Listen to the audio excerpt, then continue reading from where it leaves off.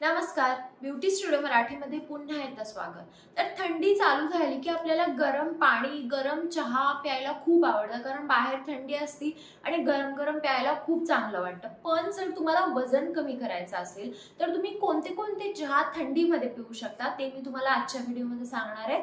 चला तर मग आजचा व्हिडिओ आपण लगेच चालू करूया। पहिला आहे पुदिनाचा चहा। तर तुम्हाला नॉर्मल फक्त पुदिना पाण्यामध्ये उकळायचा आहे आणि त्याच्यामध्ये तुम्ही थोडीशी ग्रीन टी टाकू शकता जर तुम्ही ग्रीन टी घेत असाल तर, नाहीतर नुसतं पुदिनाचं पाणी उकळून ॲज अ हर्बल चहा पण तुम्ही गरम गरम घेऊ शकता।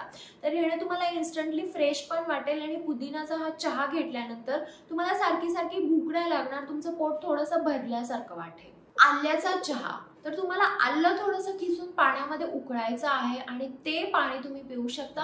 ऑप्शनल परत तुम्ही त्यात ग्रीन टी घालू शकता, नाहीतर तसंच ते पाणी पिऊ शकता। तर आल्याने ना आपले जे कॅलरीज असतात ते लवकर बर्न होतात, पण तुम्हाला चहामध्ये आलं घालून नाही प्यायचं। जर तुम्ही दूध आणि साखर वापरली तर त्याचा काही जास्त फायदा तुम्हाला मिळणार नाहीये।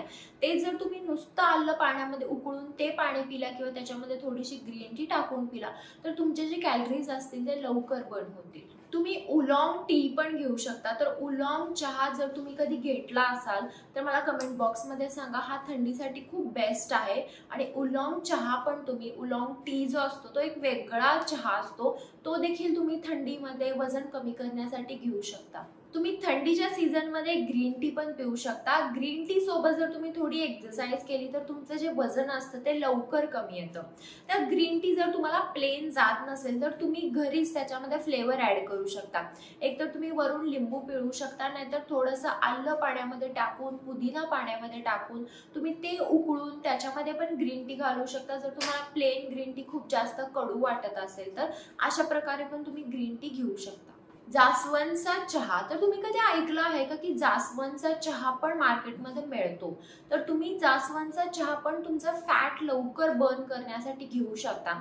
तर जास्वंदचा चहा म्हणजे जास्वंदची आपली जी फुलं असतात ते ग्रीन टी सोबत मिक्स असतात आणि कोणत्या तरी दुसऱ्या हर्बल टी सोबत ते मिक्स केलेले असतात। तर हा जो जास्वंदचा चहा असतो तो देखील तुमचा फॅट लवकर बर्न करतो। त्यामुळे थंडीच्या सीझन मध्ये तुम्ही जास्वंदचा चहा पण घेऊ शकता आणि सोबतच जर तुम्ही जास्वंदचा चहा घेतला तर जास्वंद आपल्या केसांसाठी पण चांगला आहे, त्यामुळे तुम्हाला दोन्ही पण फायदे मिळतील। त्यामुळे तुम्ही जास्वंदचा चहा पण थंडीमध्ये घेऊ शकता। तुम्ही थंडीमध्ये थोडीशी मेथी पाण्यात उकळून ते पाणी पण पिऊ शकता, नाहीतर तुम्हाला थोडीशी काळी मिरी पण उकळून ते पाणी पण पिऊ शकता। तर काळी मिरीने ना मेटाबॉलिझम बूस्ट होते आणि जे फॅट साठलेलं असतं ना ते कमी होतं। तुम्ही थोड्याशा पाण्यात थोडंसं आलं, काळी मिरी असं टाकून ते पाणी उकळू शकता आणि नंतर त्याच्यामध्ये ग्रीन टी घालू शकता आणि कोणताही हर्बल चहा घालू शकता आणि ते पाणी ॲज अ चहा म्हणून तुम्ही घेऊ शकता। तुम्ही कॅमोमाईल टी पण घेऊ शकता। तर कॅमोमाईल म्हणजे काय, तर हे एक फूल आहे, छोटी छोटी अशी फुलं आहेत ती।